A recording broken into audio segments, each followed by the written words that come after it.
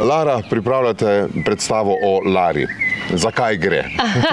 Zelo dobro, ja. Lara o Lari, res je. Pesem za Laro je ena predstava pravzaprav res o Lari, ampak o ta pravi Lari.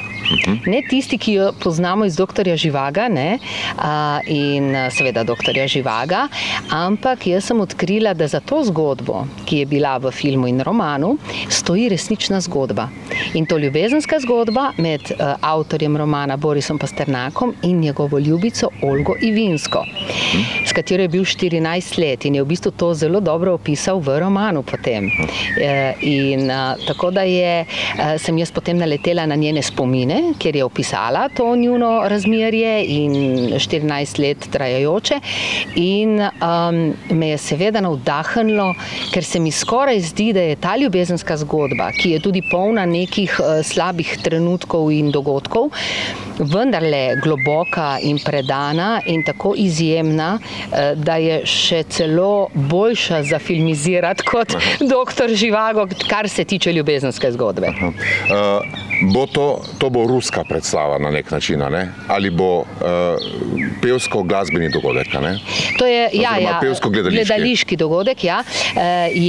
Ja, seveda, to je ruska tematika, Pasternak je pač Rus in tako naprej in jaz sem to naredila zaradi te zgodbe in sem si zaželela, ker so te pesmi tako čudovite, da bi vmes, in ker jaz rada tudi združujem seveda gledališče in glasbo, kot že veste, sem si zamislila in vzela neke znane, manj znane ruske pesmi in romanse in jih prepesnila v slovenski jezik. To je izjemno naredil moj dragi slovenist, kot ga ljubkovalno imenujem, dr. Igor Saksida, ki je tudi glasbenik, kar pomeni, da je krasno dal to tudi v glasbeno besedilo, ker to je pomembno.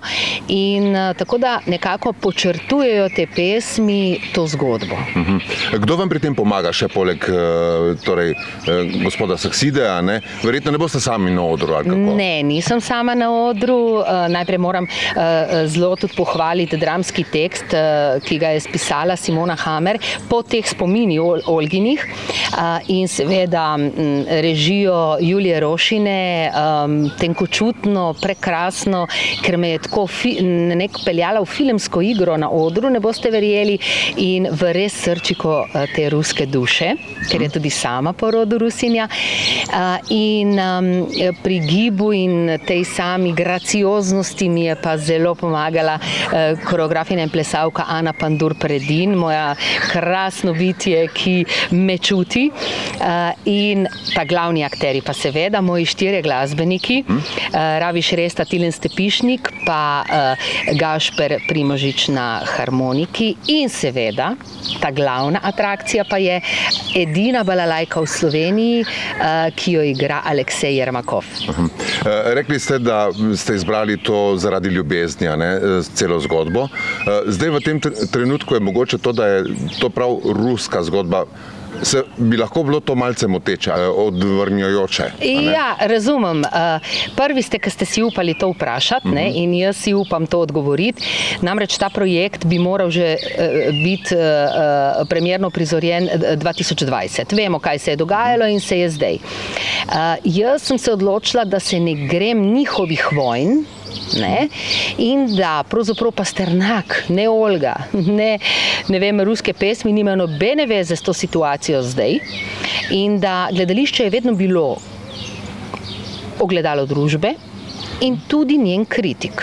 In tudi tukaj, na žalost, je postalo še bolj aktualno, kar se v sami predstavi nisem mogla izogniti, preganjanju Pasternaka takrat, ki zelo spominja na marsikatero preganjanje umetnika zdaj, tam in tukaj, in zato je zelo aktualno in tudi kritično. Tako da sem rekla, jaz se ne bom nekako temu podlegala. To je umetnost in to nima čisto nobene veze z situacijo. Gre za umetnost in za ljubezen, a ne? Predvsem pa gre tukaj za ljubezen, ker sem jo absolutno dala v ospredje in Olga kot je bila predana, ona je bila poosebljena ljubezen, resnično predana in tudi zaradi tega preganjanja je končala tudi v zaporu, v delovnem taborišču, vse, ampak ona ni klonila in za to ljubezen je rekla, da bi šla še enkrat v zapor. In dejansko jo je bila ena velika ljubezen in razumevanje in to se mi zdi tako nekaj posebnega, sploh dan danes. A je sploh še možno, da taka ljubezen obstaja ali je možna in tako globoka, kot sta jo imela, da me je to absolutno navdahnilo in da je v bistvu vse, kar sva z Julijo hoteli dati, je ljubezen. In mislim, da je ta predstava, vsaj po odzivu publike na premieri sodeč, dejansko polna, in kot so tudi sami rekli, polna čustev, polna ljubezni in da so zelo veseli take predstave. In verjamem, da zato, ker živimo v takem času in ko smo bili tudi zdaj tako razdruženi pa zaprti, da si ljudje še toliko bolj želijo čustev in ljubezni. Ste dolgo pripravili to predstavo? Ja, kot rečeno, že 2019, v drugi polovici sem začela z tekstom. Ampak vmes je bilo kar veliko časa, ne? Kako ste uspeli vzdrževati, bom rekel? Ja, predvsem entuziazem pri mojih sodelavcih, a bo to, kaj bo zdaj s tem, ne? Sem rekla, ta projekt naredimo, pa če prekle padajo enkrat, ne? In tako, da smo pa potem z glasbeniki seveda najprej začeli s temi songi in smo se dobivali kot zanimivost, ja, na intenzivnih vajah, na vikendu Rakitni pri našemu kitaristu in smo se tam zaprli in muzicirali od jutra do večera in dejansko ogromno naredili, ampak smo se imeli tudi fajn, pa smo malo, seveda smo malo rošteljali vmes in tako, ampak smo bili kar pridni in smo delali, potem je bila pauza, potem smo šli še enkrat v Rakitno, ne, še dober izgovor spet za malo roštiljanja, pa na mojem vrtu smo vadili, pa pri moji prijateljici v Vipavi, pa smo potem šli še k mojemu vinarju, malo degustirati po vinski kleti, pol smo šele muzicirali, ne. Tako da, ampak ja, naredili smo si, no, da nam bo prijetno, da nam ne bo padel nek entuziazem in ni. In da, ja. Tako. Zdaj, to bo ponovitev premiere, a ne? Druga predstava po premieri, kje lahko dobijo karte, kje točno bo predstava in kdaj? Ja, v sredo 8. junija ob 8. V festivalni dvorani v Ljubljani, Pionirski dom, kdor bolj to pozna. Karte so seveda pri dragem Eventimu in jaz res vabim vse gledalce, poslušalce, kakorkoli, publiko drago, za katero seveda to delamo, da pridejo na uro pa pol čiste ljubezni. Okay. Kaj še zdaj načrtujete za tem? Kakšni so vaši načrti v prihodnje? Načrtov je skozi polno, ker jaz sem ustvarjalka in ne morem biti pri miru. Imam že idejo za nov glasbeni projekt spet, se pravi novo zgoščenko. Novih avtorskih pesmi v tem primeru, ne bodo priredbe. In ne vem, če bi vam vse izdala, samo malce mogoče. Mogoče? Namik je, da bom, ker sem jaz velika lokalpatriotka tudi, da se bo to nekako, da bo ta melos šel proti Primorski. Tako da bo to. Okay.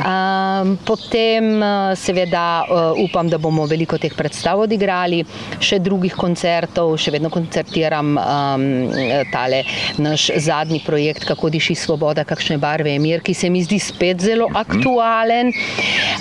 In nastopila bom po vsej verjetnosti v enem muziklu, ampak ne povem. Ne poveste katerem. Dobro. Lara, najlepša hvala in veliko uspeha s predstavo. Ja, hvala tudi vam. Njen spev naj mir noči mi preglasi.